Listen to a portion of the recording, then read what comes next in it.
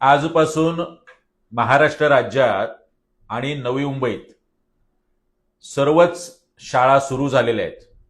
मोठा गाजावाजा करून स्वतः या महाराष्ट्राचे मुख्यमंत्री, उपमुख्यमंत्री आणि सगळ्याच महापालिकांमधले आयुक्त, महापौर, लोकप्रतिनिधी यांनी प्रवेशोत्सव असं गोंडस नाव देऊन पुष्पगुच्छ घेऊन आणि ढोल ताशेचा गजर करत मुलांच्या प्रवेशाच्या वेळी त्यांचं स्वागत केलेलं आहे.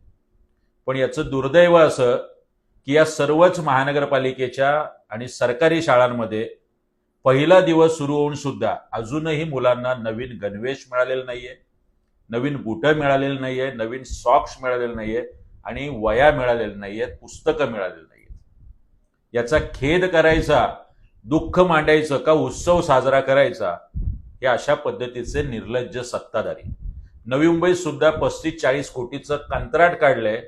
मागील 2 वर्ष सातत्याने 4 आणि 5 महिन्यानंतर शाळा सुरू झाल्यावर मुलांना गणवेश मिळतात.